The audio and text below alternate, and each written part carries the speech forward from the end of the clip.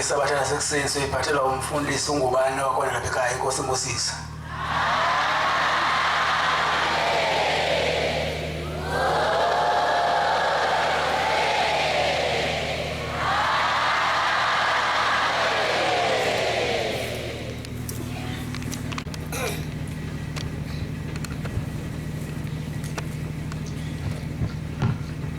Kusamakhosi umthandazo wesabatha imini isabatha mabenhle ngoba ngcwele ngiyocela Kusamakhosi umvangeli uNtulu waseKhanyeni angilekelele ngomphethisho wesabatha unyaze lizombusisa.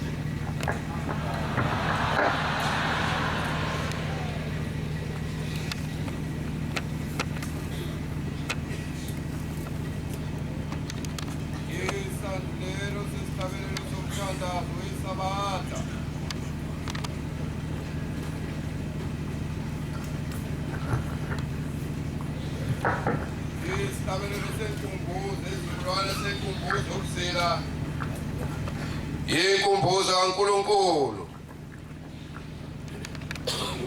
Bongenu Jehova Manazaretani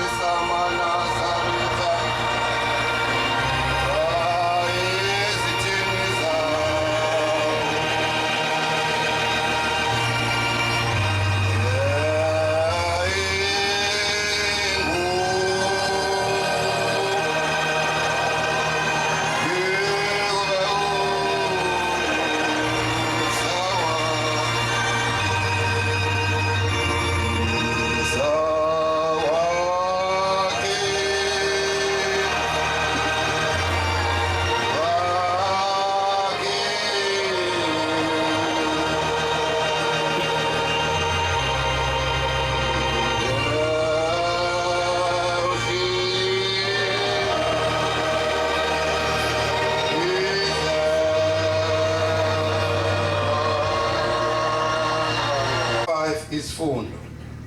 Ungasebenza umsebenzi ngalo. Uma usebenza umsebenzi ngalo, uyalethuka isabatha lika Jehova. Inkosi kaJehova oyingcwele. Olokudumisa uJehova kuphela. uNkulunkulu uyathokoza kakhulu ngabalugcina usuku lesikhombisa. uNkulunkulu uyabathanda abagcina isabatha. Ligcineke nawe kanye. Kodwa abeka indlebe yakhe ukwamukela intokozo ukuhlabelela kwabamesabayo. Abagcina isabatha ngokufaneleyo. Abahlolisayo ukuthi luphi na usuku lwemiswa uNkulunkulu ngeqiniso lesabatha isihlabelelo.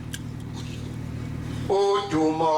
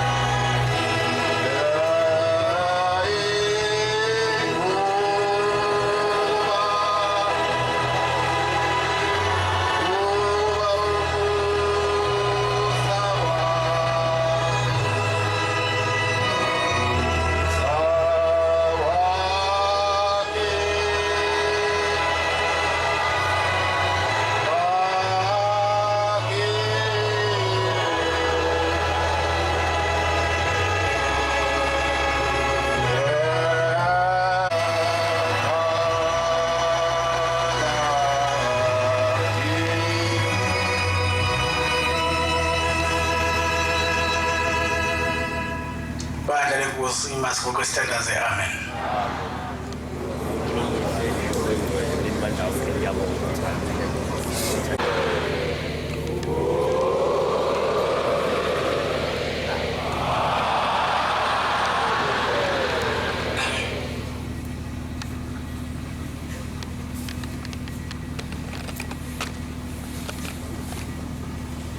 Kosa makosa.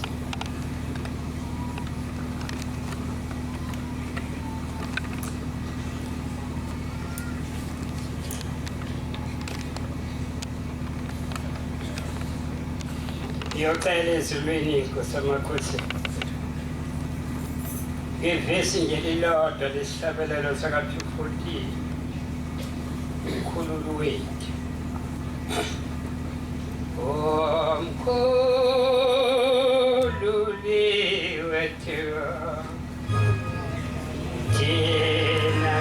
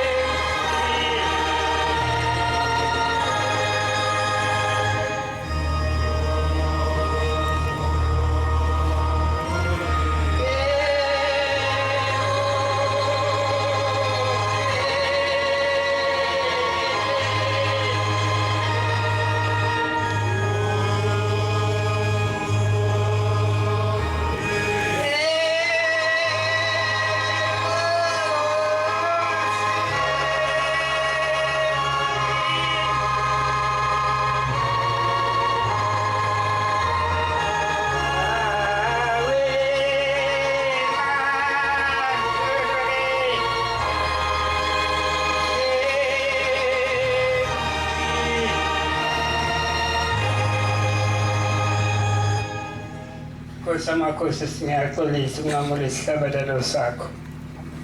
Ngibuka isikhathi. Ngizocela uba ufishane nami isihlabelelo sobukhosi.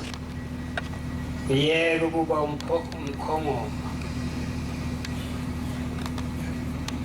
Ngizocela abangcwele abaphethe amabhayibheli ngihlabele ngencwadi kaMarko 33:11.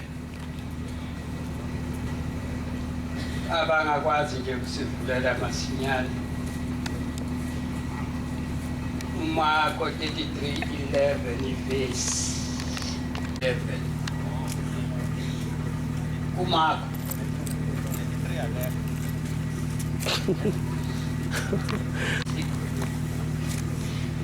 baphendula bathi kuJesu, asazi Jesu. Waphendula wathi kubo, nami angiyikunitshela amandla engenza ngawo lezi zinto. Amen. Kanti futhi kule ncwadi bangcwele yakaMarko ithi ningakhathaleli uma benithuma betikhulumana ukuthi niyokhuluma nithini. Ngaleso sikhathi unyazi lolinike nizikusho ngoba akinina selishumayelayo kodwa umoya uyingcwele isho njalo incwadi. Amen. Nami ngiyocela esihlabelweni sobukhosi unyazi lungembathi engizokusho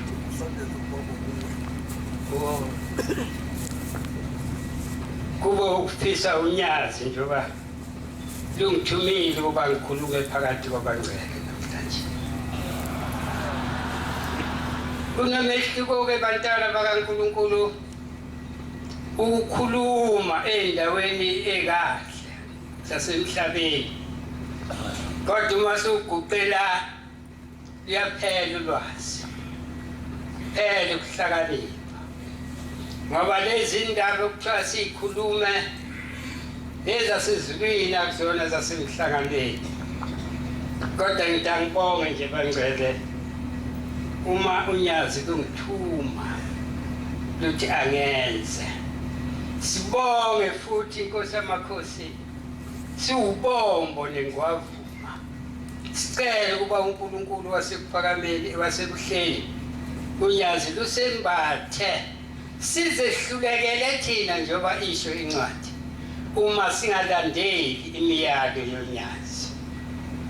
La ngizocela kuba ke ngibeke nje umlando omfishane ngokufika kobuNazaretha kulelazwe lakithi kwaDaba.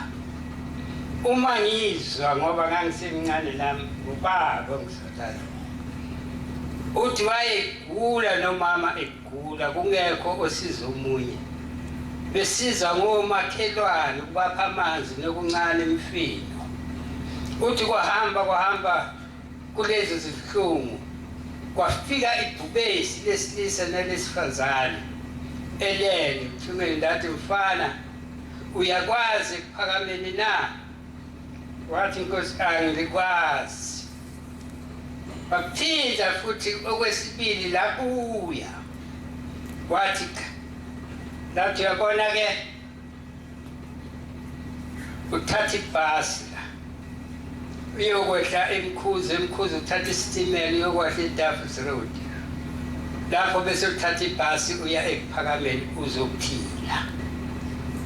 Okwesithathu kwaphela ukunqaba kubaba uMaesho wezwa naye intshisakalo yalento. Hayi wakhuluma nomndeni wakhe ukuthi nginalokhu nalokhu kufika la kini. Wasethatha ibhasi ngempela wehle njengalokhu leli bhubesi lesilisa lumyalelile. Wawafike ekuphakameni bayithola iNkosi yamakhosi bambika enkosini. Yaphendula iNkosi yathi mfana abamethembayo uNkulunkulu bayaphila. Amen bangcwele. Wahlala khona ubaba ekuphakameni akhe izindlu nomama aphekela abangcwele idobo njalo ekuseni. Kwaze kwafika isikhathi nakuthi akhumbule ekhaya uma ikhumbule ekhaya ethi inkosi yamakhosi yabona-ke mfana hamba sewuphilile ubuyele kwelakini ufike uyoshumayela lezi zindaba uma ifika ekhaya ubaba waqoqa umndeni abafowabo wayibeka le ndaba kwakhona abavumayo ukumlandela kwakhona abangavumi ukumlandela umlando nje umfishane bangcele wokufika kobuNazaretha kuleli lazwe elingaka kwahamba njengoba sesibangaka kuleli zwe lakithi ngiyocela la sizokhumbula sonke bangcele sengidlulile emlandweni kwezomlando ngithi othisha bokhumbula ukuthi kwathi uma abezizwe benqoba uZulu empini yaseNgcome bagijima qede babakha indlu bathi indlu yesonto abazodumisela uNkulunkulu babhala kodwa babhala ngalolimi lwabo baphesheya engocela ukuba ngithi kancane bathi bakha lendlu in order to commemorate their victory of overpowering our King Dingana. Kanti ababuzange lange lendlu bakho ukuba bazothandaza khona bathandaza uNkulunkulu wabo ukuqhoqhobala thina bampisholo kuze kube phakade njengoba kunje kanti isolonyazi emazulwini liyabuka ukuthi nasi sizwe nje sidukisa abantu abami hoyi kwaqhubeka laba bantu kanti belaleni bilapha yayifulweni yaseNgcome amabutho yenkosi thina babedingile begqoka amabheshu ayamakhulu okwahamba emva kwalokho kwase kufika befundisi bezizwe bazoshumela ivangeli kwelakithi lakaMthaniya ngikhumbula ngithi bazokhumbula nabaningi lewo wayebizwa ngokuthi uBartholomew-Dias no-Owen beshumela ivangeli lokuthi lahlana amabheshu uNkulunkulu akabafuna abantu abafaka amabheshu asigqokana amabhuluku ukuze niba abantu abadisenti kuNkulunkulu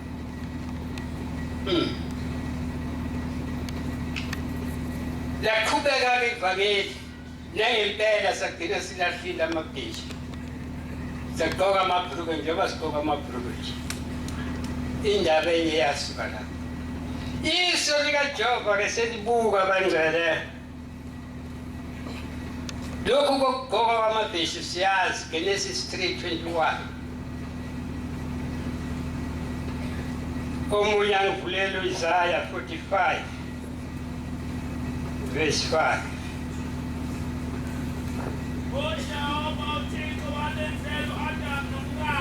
yep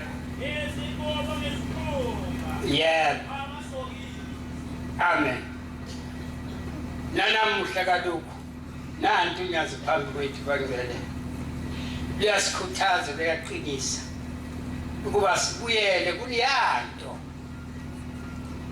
Genesis 3:21 la sathi verse Isaiah 45 verse 5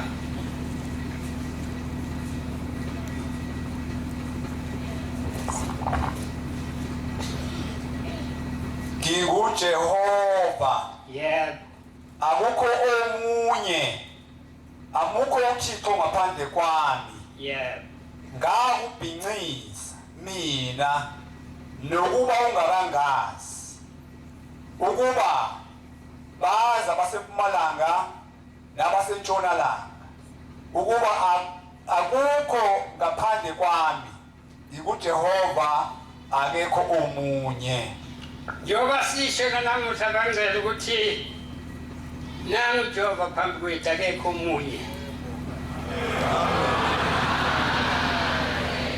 ngiye ngithi mina uma ngicabanga abantwana bakaNkulunkulu nalokhu kwamacala nje senkantolo kuyinto yokusihungula nje, ngoba uma sifunda incwadi amaHebheru 9:8 la eBhayibhelini, angazi namhlanje abekho abakwazi sheshe ukufunda amaHebheru 9:8. Umoya oyingcwele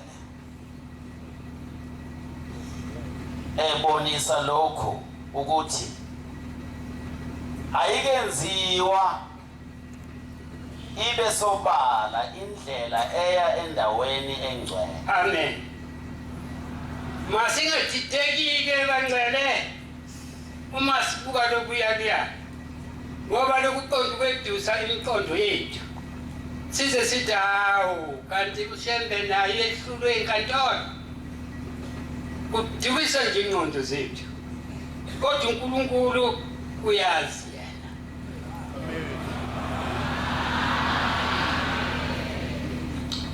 Njengoba kwathi makufika ama-missionaries abefundisi bezizwe bezoshumayela ivangeli, laba kwakuthiwa missionary enterprise among the Bantu,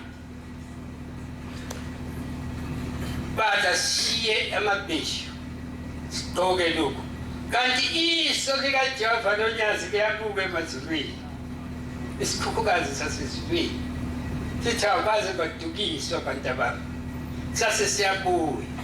Awangivulele lapho kancane. Exodus 6 verse 5 no 7.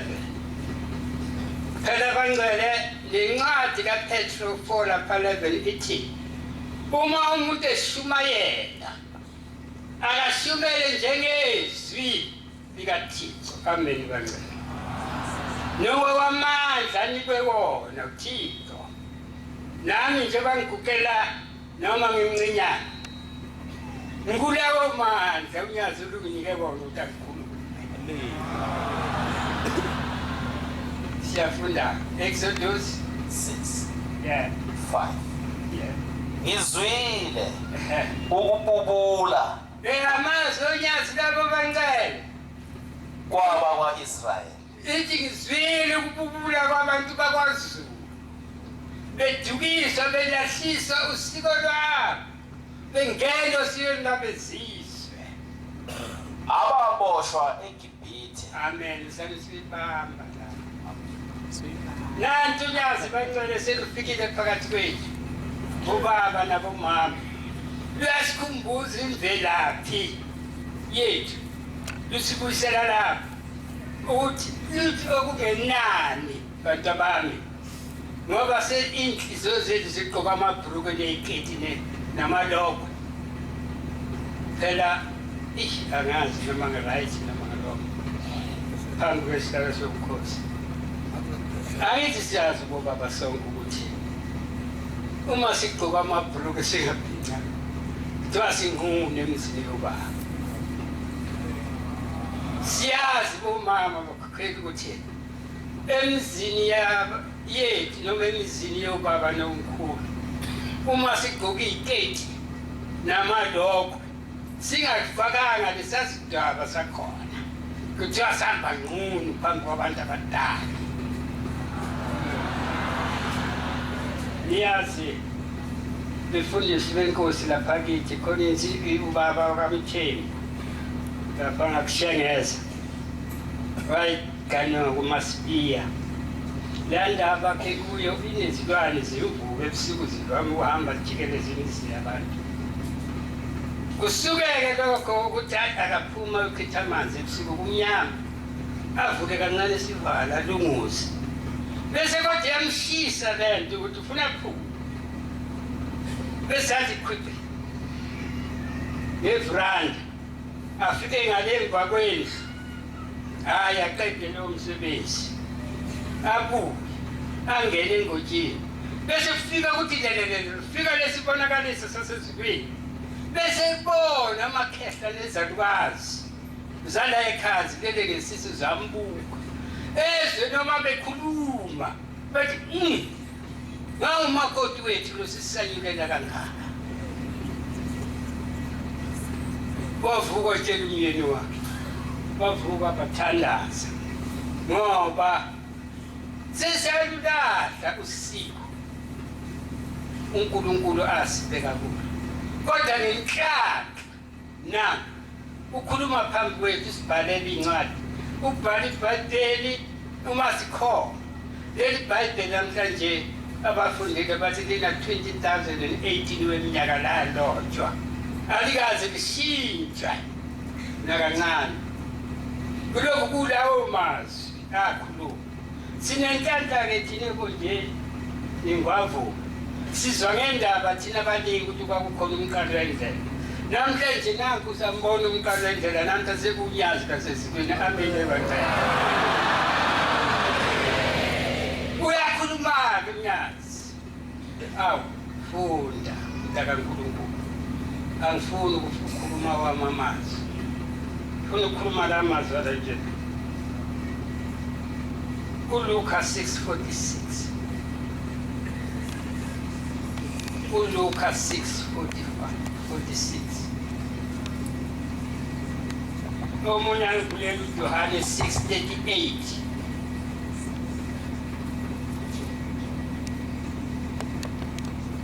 Ningibizelani ngokuthi Nkosi, Nkosi. Ningakwenzi engikushoyo na? Ningibizelani bobaba nabomama bodadewethu nabafowethu eNazaretha. Nithi Nkosi, Nkosi, njengoba sisho ukuthi unyazo lwethu. Kodwa singakuqedi lokho akushoyo kuthina. Osuka ezekimi ezwe amazwi ami awenze. Amen ibambe lapho. Osuka ezekimi awezwe amazwi ami awenze. Amen ibambe lapho. Phela sifundela nje iBhayibheli ukugcwalisa izwi lomnyazi. Awuqhubeke futhi lapha uthini la uJohane 6:38. uJohane umprofeti nakanyunga le Testamenteni. Yeah.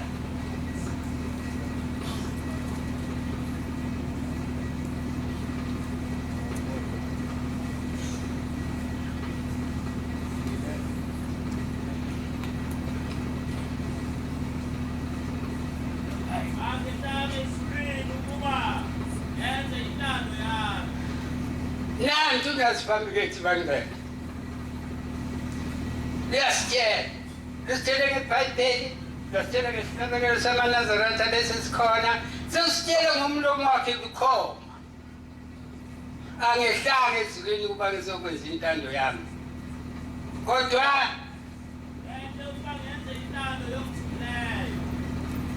thina-ke senza intando Baba.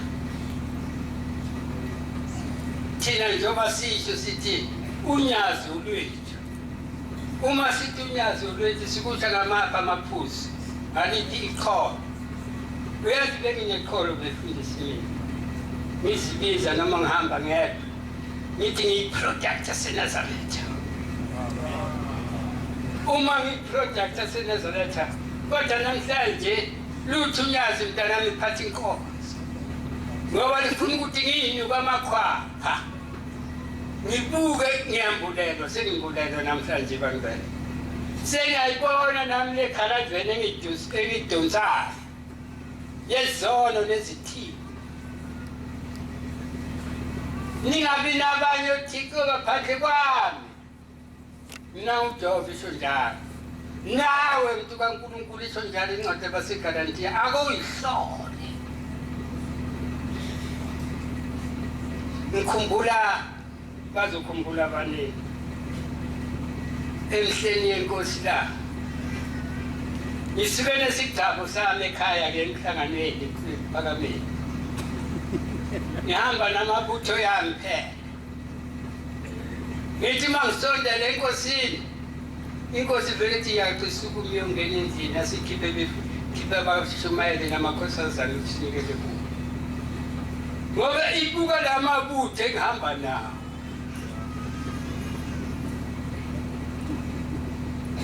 umshumayelo thize wathi uma efika eNazaretha wabuka amakhosazana egida wajabula wathi awumama khuluma nenkosikazi yakhe endala phela isithando sakhe mama hayi nami ngiyacela ukuganwa laphaya nangempela wacela wagana hey kanti uthatha intombi ka-25 uqobo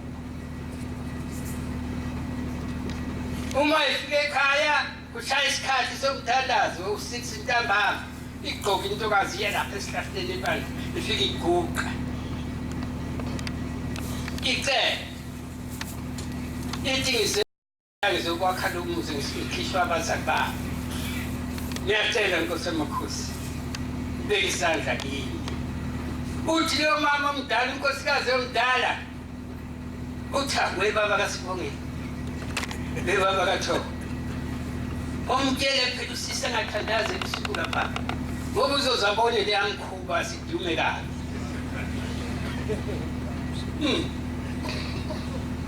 sikeleke indoda le imangubani awuyazi mina ngangibona ukuthi mntakwethu kungcono uthandaze ekamele nendlela ungathandazi laphaya ngoba yini ufihle ukuthi uzobona lezinto zakhe kanti le ndoda nomkakhe bafuyile ofekeba laba bahlala lapha enqolobaleni uyaphuma hayi kulungile baba sizobona lisona lokingubo yakhe kaShemba shone lapha esihlahleni umedi gaga ufica ibandla lapha angalazi onkabi laba bahlangane ngamakhanda bathi them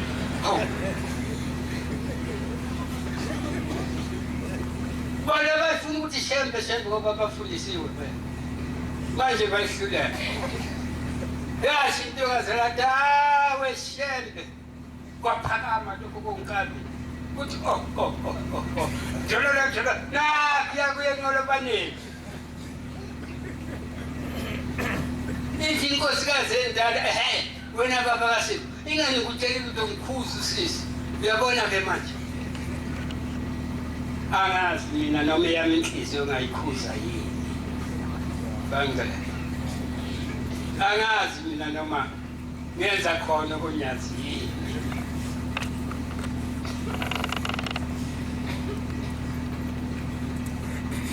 isihlabelelo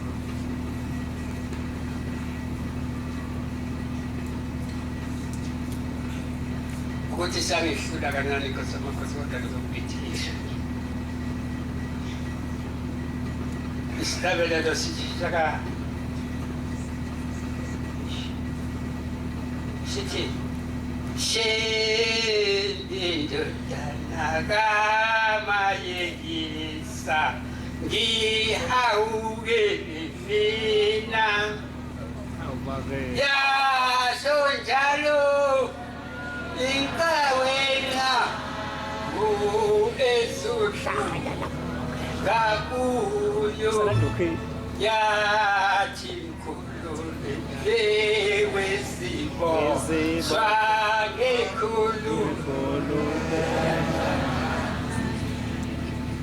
ishiyile ba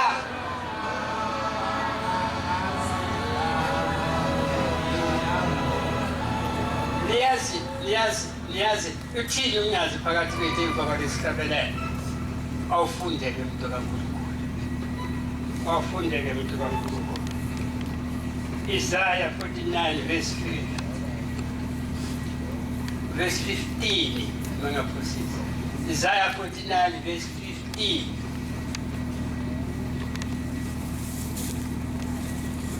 yeah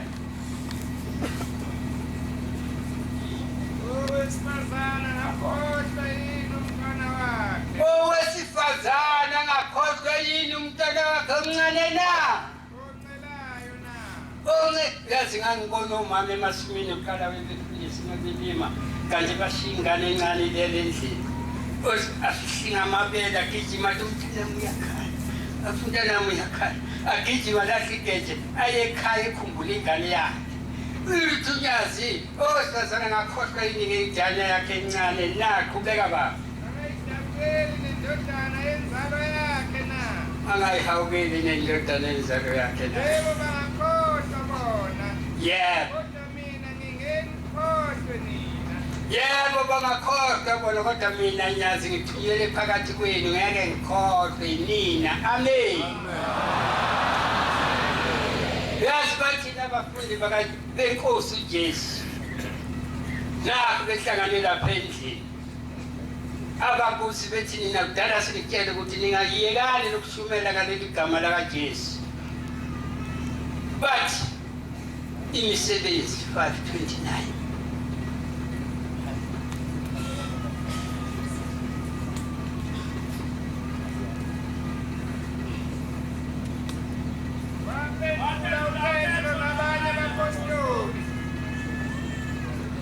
waphendula uPetro nabanye abapostoli njengoba singaka nje befundisa Wathi ngasilalela uThixo kulezi labantu ameni bambe lapho mntakababa thina kodwa samlalela isalulalela ilunyazi ngokuphelele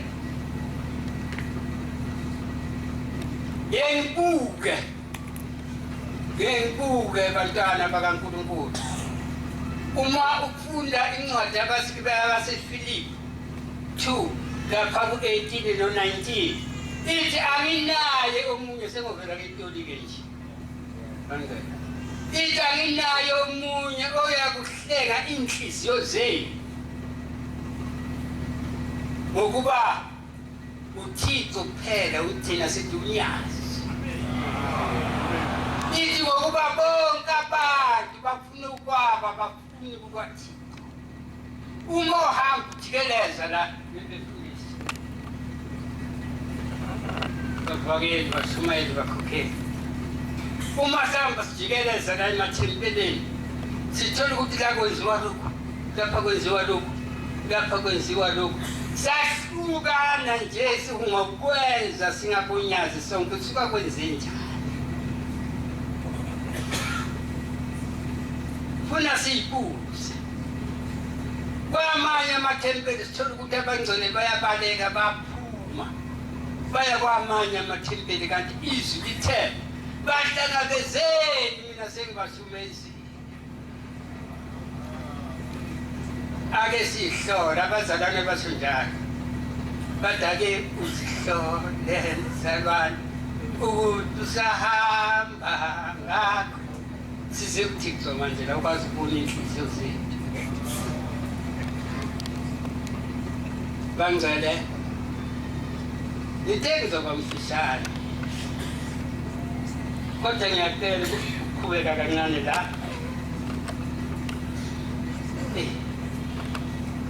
yabona masifunda incwadi kaJakobe 4 verse 14 siye lapha naku 15 incwadi kaJakobe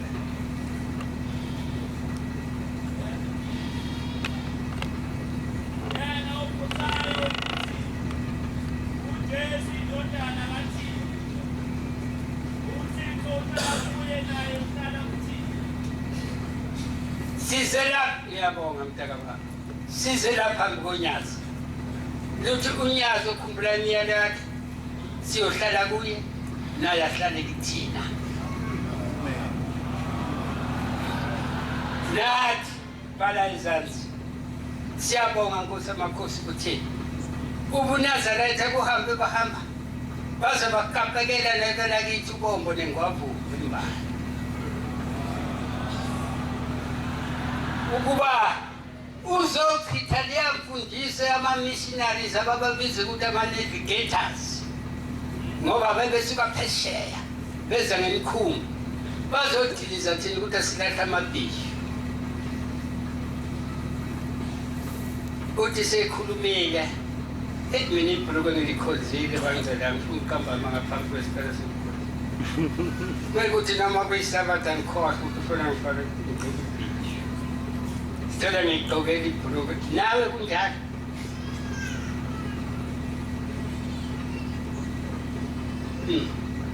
lithi izwi uma sithi unyazi ulwethu, uma sithi thina singabonyazi siqhenya ngalokho phela.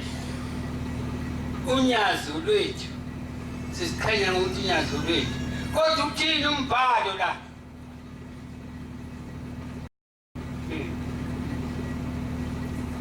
Abasekorinte bokuqala 4 verse 1 and 2.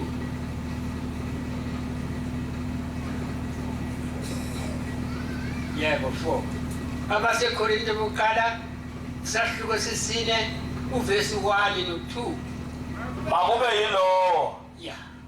asho ngathi ukuthi siyizikhonzi zikaKristu. Uma silandela unyazi ngokweqiniso bababa nabomama badadewethu nabafowethu, ithi incwadi akube yinto phakathi abashoyo abanye omakhelwane nezihlobo ukuthi sizikhonzi zonyazi lesiqhubeka ithini le ncwadi. Nababonisi bemfihlakalo kaThixo. Sazi imithetho uShemba sitshele yona ukuthi lokho akufuneki, lokho akufuneki, lokho akufuneki. Yebo. Kepha kubekiwe kubabonisi ukuba yilowo afunyanwa ekholekile. Ithi kodwa kubhekiwe ithina sithi silandela unyazi kakhulukazi ukuthi asifunyaniseke sikholekile. Ukukholeka kukugcina imiyalo nokuhamba ngentando kakhulu. Njengoba incwadi yabaseRoma 14:17 ninawa amabhayibheli kodwa makhosana 14:17 abaseRoma. Nkosi yami, isikhathi sami siyaphela phela, isikhathi sami. Awusikho ukudla nokuphuza. Umbuso kaThixo kukhona ukudla nokuphuza. Ukulunga nokuthula. Kodwa kufuneka ukulunga nokuthula. Nokuthokoza ngomoya oyingcwele. Ngokuthokoza ngomoya engcwele ngiyabonga Nkosana. Lithi singabuyisele kubi ngokubi. Satholakala sicabana weManazaretha kwenzeke nje. Ngoba sinenhlanhla thina. Asikholwa ngomoya kuphela, siyazi ukuthi umoya kaShembe ngaso sonke isikhathi phakathi kwethu. Bathi uShembe womoya. Kodwa thina sinenhlanhla, sinoShembe womoya, sinoShembe wenyama. Kodwa satholakala sicabana singakwazi ukuphuza inhliziyo zethu kwenze njani. Thola siphethe izimbobo ngathi siyalapha yakuleya nto eligangeleni la sisiba khona. Uthola iNazaretha alihambela aliye emzini womunye umNazaretha. Kwenzeka kanjani lokho? AbaseGalatia 4:8.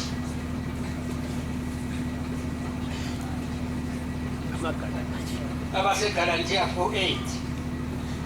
Kodwa ngalesi sikhathi laba ningamazi uThixo. Yazi singakalwazi unyazi. Yazi nenhlanhla abangcwele. Nathi la kwelakithi. Emzansi Afrika. Nabona okesimo uThixo ngokuvela. Sikhuluma ngomkalo wendlela namhlanje owunyazi phakathi kwethu. Uthi sasikhonza uThixo kube siko bendlela siye enyangeni siye kuphi sihambe siye le. Bathi kukuphi onenga wansuni eMozambique. Siyokhendla ngoba sifuna ukuthi siqhube ivangeli ukuze sibabantu sinonophale. Kodwa thina namhla ngaphandle kwalokho nje fika nje unyazi ukuthi inkosi ibusise nami. Naku sithokomele siyakhuluma. Khuluma ngoba ngibonga inkosi yamakhosi mina. Namhla ngitholakala ngime phambi kwakhe. Ngathumela kumfundisi wakho uNtombela ukuthi ahambe ungibike enkosini. Hayi Thixo kwami uThixo. Nangu baba kaSibongile namkhume phambi kwakho uyakhuluma. Ngegama lonyaka. Amen. Hayi, sokhuluma sithini webandla? Sokhuluma sithini? Ithi incwadi yamaHebheru 12 verse 14 kuya 15 amaHebheru.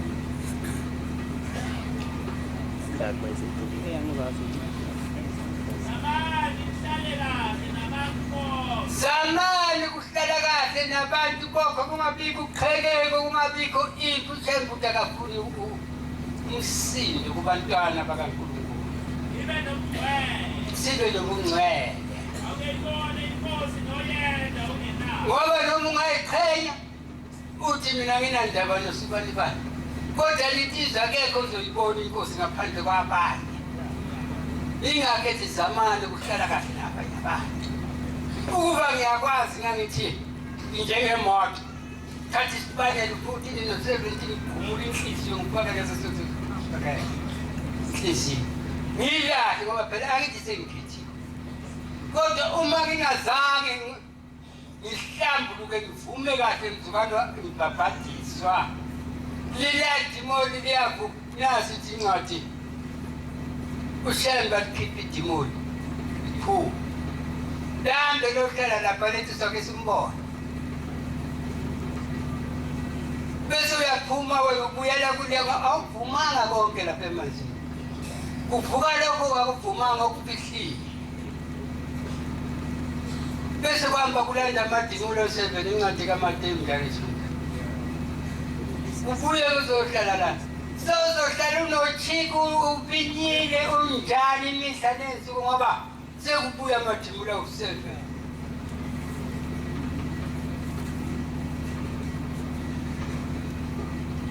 bese noma sebekhuluma nawe wena uhlala uphukula umlomo nje zonke insuku wothanda umakhelwane wakho nje ubuyithanda nabangako bathandayo yabona amabhunu ngathi nje onkabi laba bamhlophe babaze babhala ngonopumbakazi bathi to commemorate their victory of overpowering our king Dingane bakindlu inkosi labazothandaza khona kanti ababuzange elangeni nangu nyazi namhla kuthokoma lethina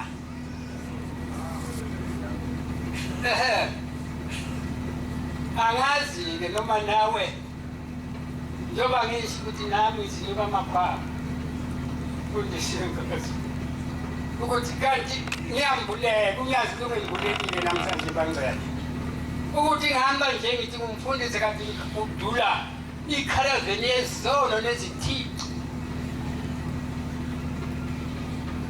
uthi noma ukhuluma emhlanganweni noma ukhuluma phambi kwabantu ebelaba abanye ngesikithi bathi kunyobozela ukubhuqa bathi umntakangubani wazakhuluma kahle ngoba sishilo angithi sasigijima nathi zazimhlaka sigibele imfene nathi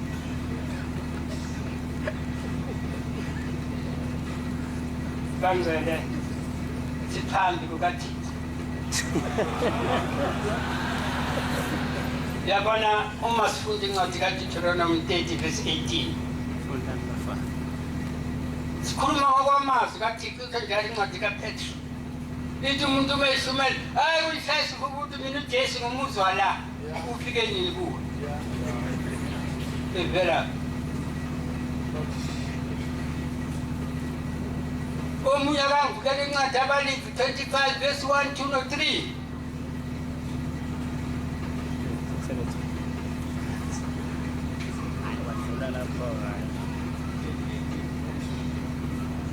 uJehova washo kuMose entabeni yaseSinayi wathi yesho kwaba-Israyeli uthi kubo xa nifikile ezweni engilinika lona izwe aligcine uJehova isabatha.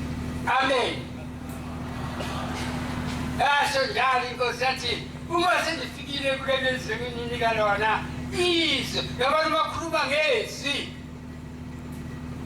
khuluma ngeningi lento ekhona ngaphansi komthunzi welanga ngaphansi komthunzi welanga le phrase nje yodwa izwe is in plurality iseningini akhuluma ngento yodwa aligcinele uJehova ini isabatha njengoba sakhile nakuba sakhile ezweni la suka le kwazi ukuze kube la omakhelwane bayakwazi ukuthi lo esakhele omakhelwane wamNazaretha noma babona nje sigqoka iNazaretha bese bathi umNazaretha waze waqala isihlahleni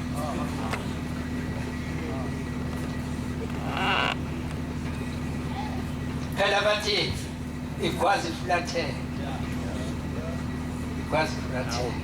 hayi asiye sikhuluma namakholwa la ngiyonyazi la ngifuna ukubuyisela unyazi Deuteronomy 38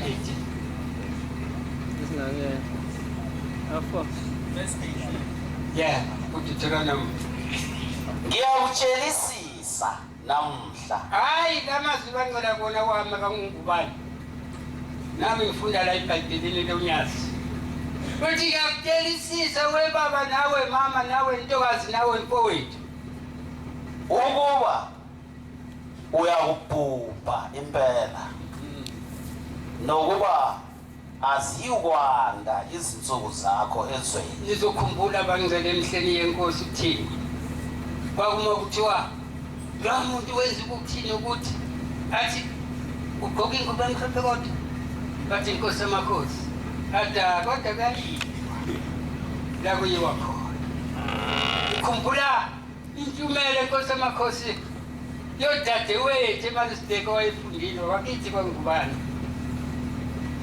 wawela wayepheshela ngokwemisebenzi kade yenziwa waphela isifundiso wathi uma ifika ngale nkulunkulu wathi ngizokukhombisa waphuma umphefumulo uthi wabona abantu induthwane njengey'ntuthwane zikhuphuka ziyale bantu bayizifweni uma befika esangweni kuhlezi amadoda amabili agqoke izingubo eziluhlaza kuyiwaphi nahasi ezifweni uthi wathi uma ifika esikwini wafica iy'hlahla konke kwakhona namanzi nenhlabathi kubhala ukuthi shembe shembe shembe okusho ukuthi nathi sibusisiwe uma singena emabhulwini njengoba besibhala amagama yethu ukuthi sicela siye kuze sikhumbule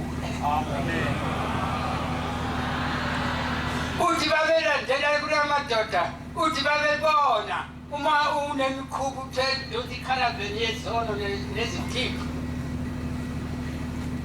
uthi uma bephonsa ngapha kanti bekuphonsa echibini lomlilo isoloko uthi wayezukhala kwabantu sebephinduka amakoko emafutheni abilayo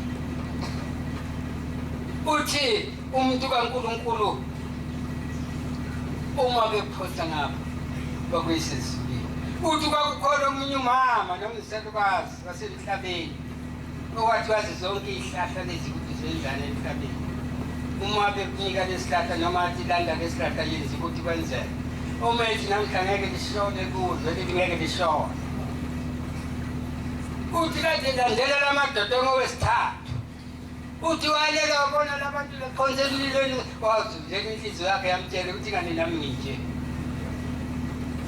wakhoba waphuma ngathi uyochitha amanzi zaya uthi la madoda ayela kuwona esangweni angazi umlilo bawuthatha babona bathatha isikhuni somlilo bengiphonsela ngasathi boze bakubona emhlabeni mina sebekhulumile ngami ngemikhuba yami engiyenza ukuthi ebusuku babona mina ngigqoka ijazi kakashaya ngithi nje kanti ngizogila imikhuba wena-ke abakakhulumi ngawo uma bangakakhulumi ngawo ithandaza uqinise muntu kaNkulunkulu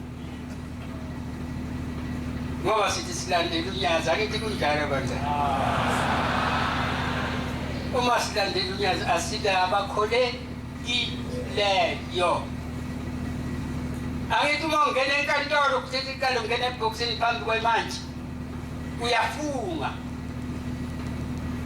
uthi Nkosi ngokhuluma iqiniso lonke iqiniso phela inkosi ngithethelele nathi phambi kwasho ngathi sabaphathisa zathi sembo wethu namanje siyathi kanti sambuka yini sembo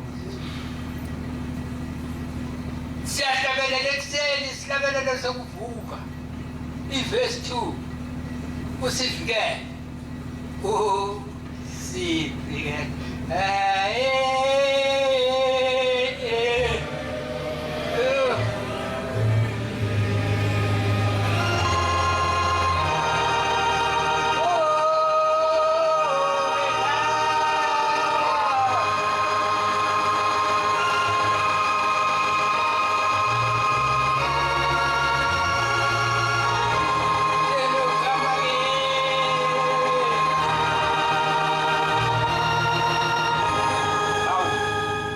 indaba bangcela nami ngiyahlabelela impela ngithi uSelva kangifikele phezu kwalezi thixo nalokho enginakho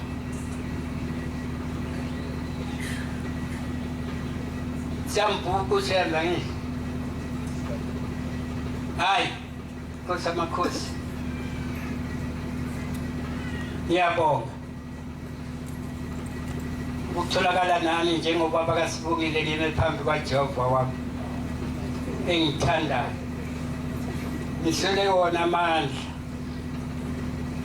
kodwa sekhulumile uThixo lapho uthi encwadini Deuteronomy 30:18 uthi ngiyakubisa izulu nomhlaba lifakaze ngawe uma abantu beqala ukukhuluma ngawe uma abantu bethi bekungcwabile bakubone la nto zohamba indoda yakithi ngabethanda khona la kunye indangazi ku bayingcoba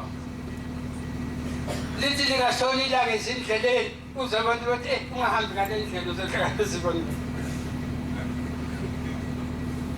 usuka sekwenze njani hayi Nkosi amakhosi ngiyacela nami uNkulunkulu wasekuhleni angengibatha siduli isandla sakhe kinini ukuze ngivuleke ngaphezu kwalokho engivuleke khona nami ngicela ukubuyisela isihlanu sethu Nkosi ngencwadi yaba 6:19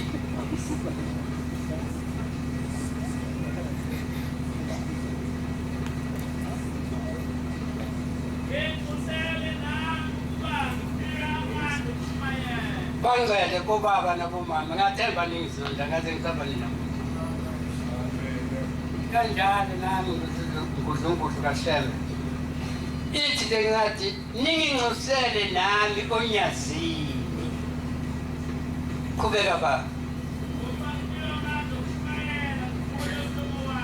njoba unyazi lunginikela lelithuba ukuthi ngikhulume phambi kwenu ngingowala emanguze ngibonge ngizibongele nami ukuthi lingivusile unyazi nami ngase ngibona ukuthi igodi liseduze yebo ukuze nami ngize ngiyazi Nkosi amakhosi ngesibindi imfihlakalo yaleli vangeli lobuNazaretha osusinike lona Nkosi amakhosi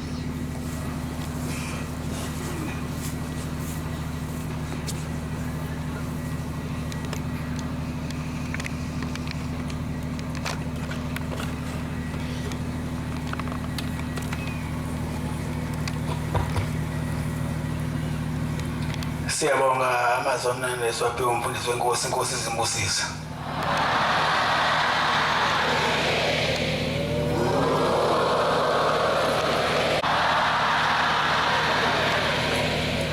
Sizovala inkonzo yethu yamanje ngesihlabelelo sama-90.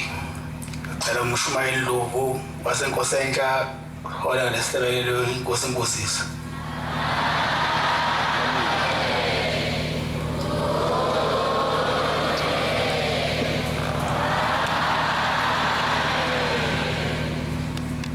Kusuka kupama abantu wena.